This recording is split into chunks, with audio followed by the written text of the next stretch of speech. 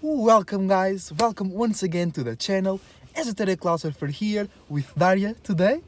She's just witnessing.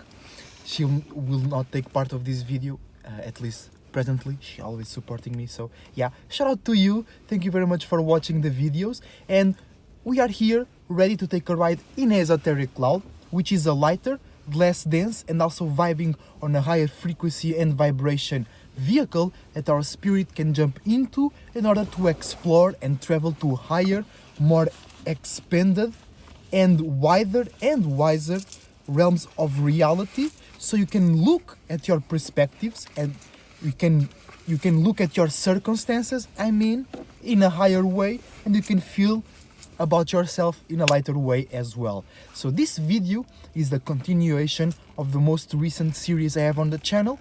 The series name is Different Perspectives About Astrology, and this video is a continuation, so it's another perspective about astrology. So I already said my purpose and my goal on doing this series, but it's to clarify the name and to lighten the name of astrology as well. So another way to look at astrology is you exist right here on your world, on your realm, whatever you want to call it, third dimension, whatever you want to call it, earth, whatever you want to call it, hell, whatever.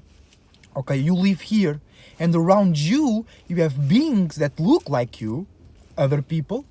You have beings that do not look like you, like dogs, cats, owls, birds, okay? And those beings around you, they influence you, right? You don't need to talk with a person for that person to have some kind of impact or influence on you. And sometimes even people that you don't know, they have more influence, they catch more your eye than people that you already know, okay? So your surroundings, especially the beings in it, they connect with you, okay? They influence you in a way, sometimes in a very powerful way, okay?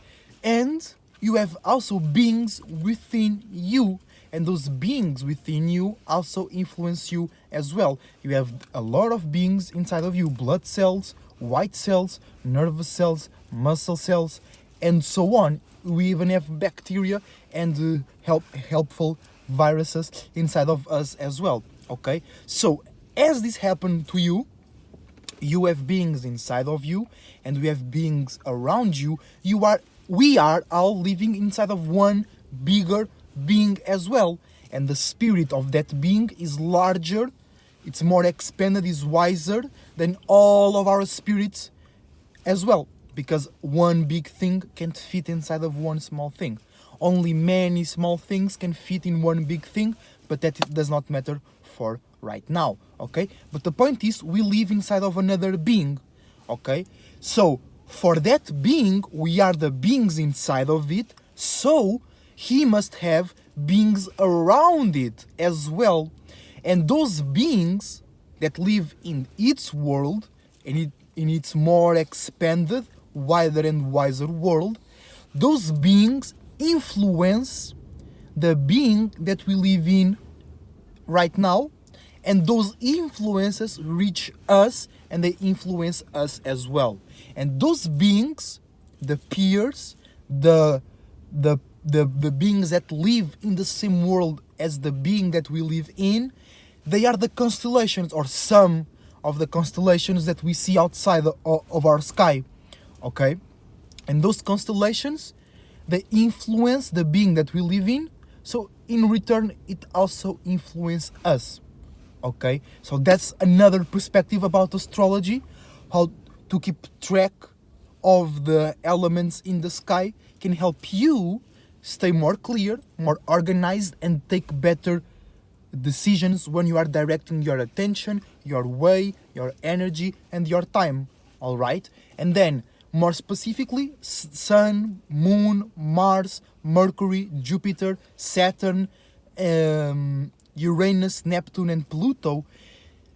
I'm not really sure about Neptune, Uranus, and Pluto. I have my own theory for it. I made a video about it.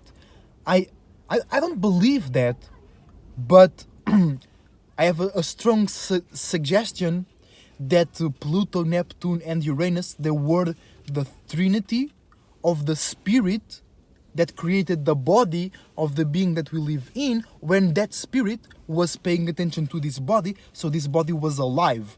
And now it's going out, the spirit is going out of the body carrying the original sun, because the sun we are under is a second sun, is a descendant in some way, okay?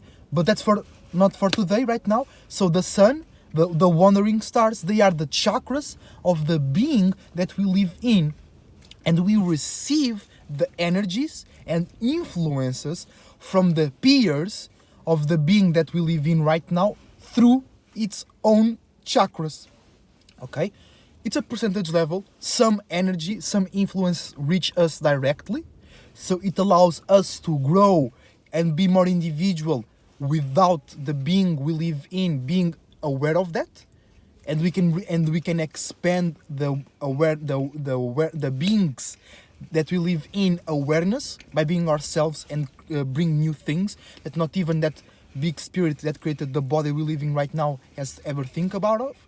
And we can also receive most of the energy that we receive from the 6th, 5th, and 4th dimension, is where the being we live in lives right now.